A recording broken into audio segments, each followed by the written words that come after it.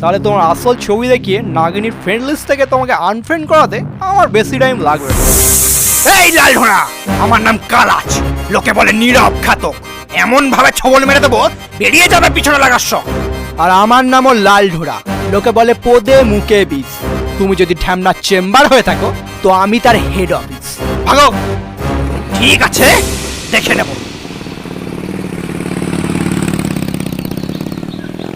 ভাই কালাস দাকে খেপে কিন্তু ঠিক করলি না, ও কিন্তু খুব ডেঞ্জারাস। কি ছিড়বে ও আমার?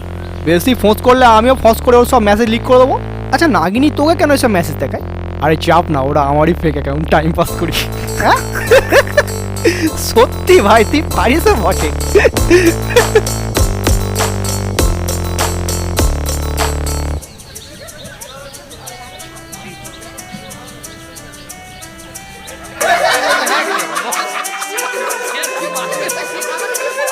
কিরে কেউটে, নতুন স্যারকে প্রথম দিনই ছবল দিবি নাকি? দেখি মাল হিস করে না ফোঁস করে, তারপর সেই বুঝে বসাবো। বেশি হিসফোস করলে আমিও বোঝাবো। আমার নাম গোখর। গুড মর্নিং ছাত্ররা, কেমন আছো সবাই? আশা করছি এই বসন্তের বাতাসে সকলে ভালোই আছো। আজ থেকে আমি তোমাদের নতুন স্যার। আমার নাম জলঢোড়া, তোমরা আমায় ঢোড়া স্যার বলেও ডাকতে পারো। ও ডাক নাম নিয়ে আপনাকে কোনো চিন্তা করতে হবে না স্যার, আমরা ঠিক দিয়ে দেবো। আগের মেটালি স্যার চোখে কম দেখতো বলে কানা মিটুলি বলে ডাকতো। আপনার তো দেখছি মুখে মাছের গন্ধ, কিছু একটা দিয়ে দেবো সেরকম। এই যে, তা তোমাদের বাকি বন্ধুরা সব অ্যাবসেন্ট কেন? এই কজন? এই কজন কি বলছেন স্যার? আজকে আপনি আসবেন বলে তো সবাই এসেছে। হ্যাঁ সে কি, এত কম স্টুডেন্ট? তা একদিক থেকে ভালোই হলো, আরো ভালো করে পড়াতে পারবো।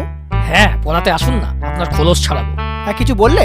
না না স্যার, বলছি আমি কি সবার সাথে আপনার পরিচয় করাবো? ও না না, তোমাকে পরিচয় করাতে হবে না, আমি আস্তে আস্তে করে নেব।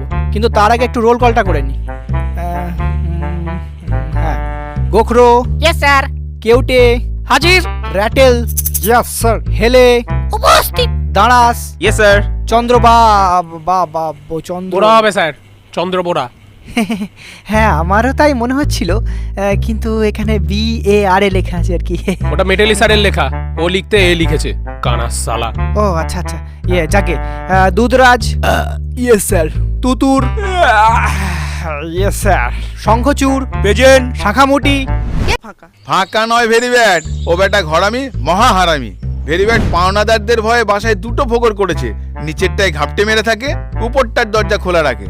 ভেরি গুড যারা বাসায় আসে তারা ভাবে বাসায় কেউ নেই, তো তুমি সঠিক ফোকরে গেলে ওকে ঠিক পেয়ে যাবে। হ্যাঁ তবু তুমি কতটা নারী একটু যাবে না? কুটের বাচ্চা একটা, ঘরের একটা কাজ করে না। আরে একটা কাজ হলো তো করতাম, তোমার তো হাজারটা বায়না। আর নিজে যে দিন দুপুরে শীত ঘুম দিচ্ছ তখন সেটা কুড়েমি হয় না। ও তাই তো, আমি শীত ঘুম দিচ্ছি বলেই তো তোমার পাঠার মাংস, খরগোশের ঝোল, মুরগির রোস্ট এইগুলো মুখের গোড়ায় চলে আসছে। হ্যাঁ সে এমন কাঁচা রান্না, খাবার হজম হতেই এক সপ্তাহ লেগে যাচ্ছে। তো সেই কাঁচা খাবারই তো সপ্তাহে সপ্তাহে সাটাচ্ছ। কি আর করবো ভেরি ব্যাড, উপায় নেই তাই সাটাতে হচ্ছে। কিন্তু তোমার তো কত সাটিয়ে সাটিয়ে মুটিয়ে যাচ্ছে। আগে লাগতো শুধু এক্সেল, এখন তো টিপিল এক্সেলও টাইট লাগছে। এক চলে তোমার বীজ দাঁত ভেঙে দেবো বলে দিচ্ছি। বীজ দাঁত আমার নেই, তোমার আছে, যেটা রোজ তুমি ঝাড়ছো। আর তুমি যে রোজ আমার মাথা চিবিয়ে খাচ্ছ সেটা? আরে মাথা থাকলে তো চিবিয়ে খাবো, পুরোটাই তো ফাঁপা। একটা কাজ করো, একটু গোবর পুড়ে নাও, তাহলেও কাজে দেবে। আচ্ছা ঠিক আছে, যদি আমার খোলস না আসে তাহলে তোমার চামড়া ছাড়িয়ে পড়বো।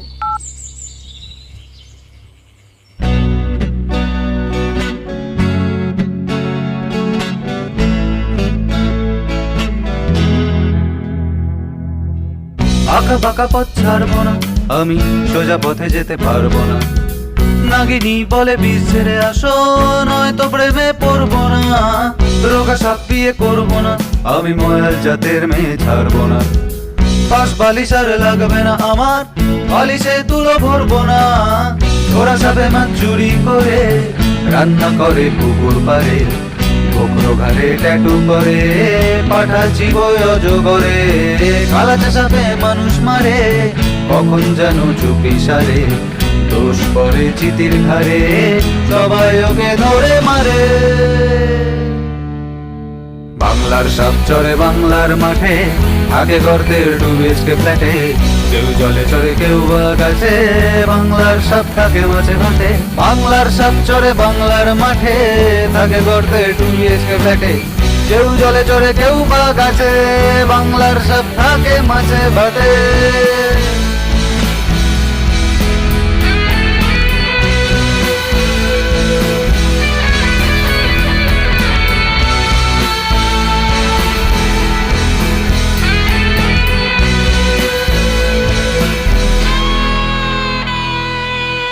রাগে ফোঁস করবো না, আমি তোমায় ছোবল মারবো না। টিকটিকি শুধু ধরে এনে দেব, রান্না করতে পারবো না। রোদে বেশি আমি চড়বো না, আমি কাজ করতে পারবো না। তোমার ভীষণ বিস্তাদ গুলো আমি বাঁধিয়ে দিতে পারবো না। চন্দ্র বড়া ইঁদুর নবী, অলস কিন্তু শক্তিশালী, শাখা মোটি শান্ত কবি, তবে এক ছোবলে করে ছবি। মেটালি শোনে মেটালিকা, বাউল শোনে লাউডকা, বেজির সাথে ক্যাচাল করে কেউটে সাপের লেজে ব্যথা। বাংলার সাপ চড়ে বাংলার মাঠে, আগে গর্তের ডুবেছে ফ্ল্যাটে, কেউ জলে। তা নতুন জায়গায় যে ট্রান্সফার নিচ্ছিস তো গর্তের মধ্যে থাকতে পারবি তো? হ্যাঁ, তা যা বলেছিস, চিরকাল জলে জলে থেকেছি, এখন তো একটু অসুবিধা হবেই, কিন্তু কি আর করা যাবে, ঘরের কাছে চাকরি করতে গেলে হয়তো আবার চাকরিটাই থাকবে। এই যে মিস্টার জলঢোরা, আপনার জন্য হেড অফিস থেকে লেটার আছে। কিসের চিঠি স্যার? আমি কি করে জানবো, খুলে দেখুন। যত সব।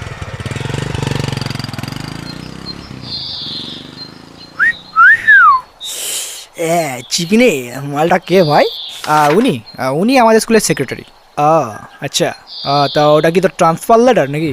না, আমার ডিসমিস লেটার। হ্যাঁ, কি বলছিস? কাল বাদ পরশু অজগর স্যার স্কুলে ইন্সপেকশনে আসবেন, 27 তারিখ, সাপ দিবসের দিন। তো কি হয়েছে কি? আরে তোকে এতক্ষণ কি বললাম, ট্রান্সফারটা নিচ্ছি কেন? পরশু যখন অজগর স্যার এসে দেখবেন যে ছেলেপুলে এত বিষাক্ত, পড়াশোনার এই অবস্থা, তখন তো তিনি আমাকেই দোষে বাঁচাবেন নাকি? চাকরিটা থাকবে তখন আমার? আই কপাল গেল চাকরিটা মনে হচ্ছে। আরে এত প্যানিক করছিস কেন? খানিকটা টনিক খা, আমি আছি তো। আরে তুই থেকে কি করবি? তুই কি অজগর স্যারকে সামলে দিবি? না, সেটা তুই সামলাস, আমি তো ছাত্রগুলোকে সামলে দেবো। মানে কালকে তুই স্কুলে যাবি না, তোর বদলে আমি যাব। হ্যাঁ, এই না মানে কেন? এই তুই কি করবি?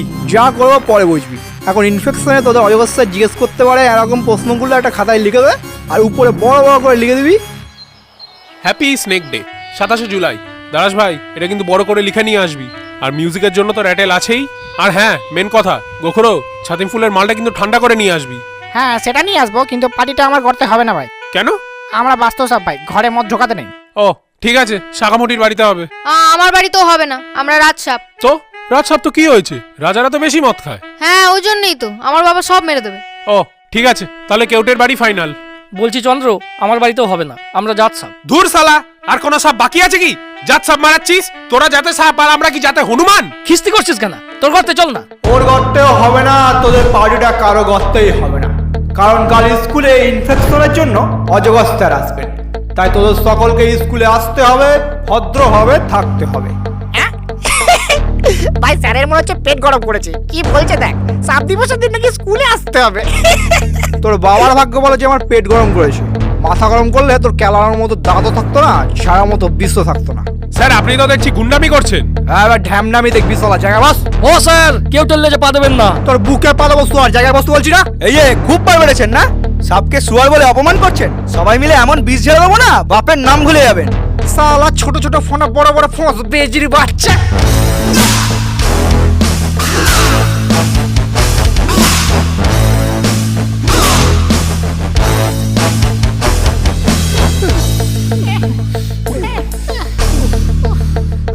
সাফ সাফ শুনে রাখ সব বেজি বাচ্চারা, কাল প্রত্যেকে এই খাতায় থাকা সব করা প্রশ্নের উত্তর মুখস্থ করে আসবে, যাতে অজগর স্যারের একটা অঙ্কে দেওয়া সময়সীমার মধ্যেই সাপটাকে পরীক্ষা দিতে যেতে হয়, তাহলে নিঃসন্দেহে সাপটা ফেল করবে। কারণ সাপ কখনোই সোজা পথে যাবে না, এঁকে বেঁকে যাবে, হয়তো পথও হারাবে। এ স্থান থেকে বি স্থানের দূরত্ব 50 কিমি, তাহলে 2 ঘন্টার মধ্যে তাকে সকাল 10টায় বি স্থানে পৌঁছতে হলে তার গতিবেগ 25 কিমি পার আওয়ার হতে হবে। কিন্তু আমরা জানি সাপের সর্বোচ্চ গতিবেগ 20 কিমি পার আওয়ার হতে পারে, ফলে স্পষ্টতই 2 ঘন্টা সময়সীমার মধ্যে ওই পরিমাণ দূরত্ব অতিক্রম করা সম্ভব নয়। অসাধারণ, অবিশ্বাস্য, ভেরি গুড। কয়েক মাস আগে পর্যন্ত এই স্কুলটা বিষের বাগবাজার ছিল। কত ভেরি গুড শিক্ষক এলো গেল, কেউ এদের শাস্তি করতে পারেনি। কিন্তু এই কদিনে আপনি ভেরি গুড কি করে যে স্কুলের ভোলচাল পাল্টে দিলেন, আমি তো কিছুই বুঝতে পারছি না। হ্যাঁ স্যার, আমিও বুঝতে পারছি না। আরে এটাই তো হয় ভেরি গুড, যারা নিজের কাজে দক্ষ তারা কখনোই তাদের দক্ষতার দৈর্ঘ্য বুঝতে পারে না।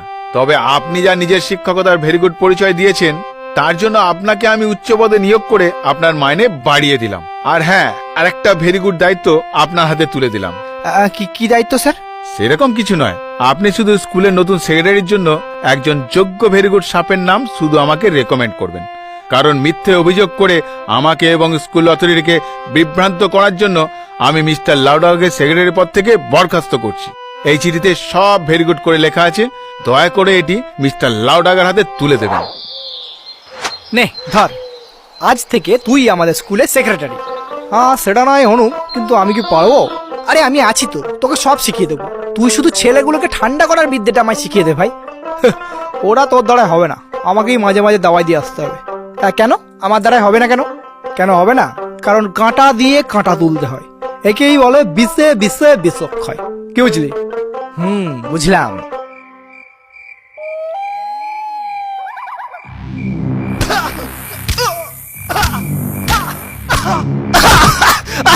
ভাই সরি ভাই, আমি বুঝতে পারিনি তো সেক্রেটারি পদটা চলে যাবে ভাই। ভাই প্লিজ বেজিকে থামা ভাই, কেলিয়ে এত করে দিয়েছে ভাই, আমি তো লেজে পড়ছি ভাই, আমাকে ছেড়ে দে ভাই, আমাকে ছেড়ে দে ভাই প্লিজ। ঠিক আছে বেজি, মামুনসের নাম করে কালাজদাকে মুক্তি দিয়ে দাও। এই না না, এই প্লিজ ভাই, ওরকম করিস না ভাই, আমাকে ছেড়ে দে ভাই।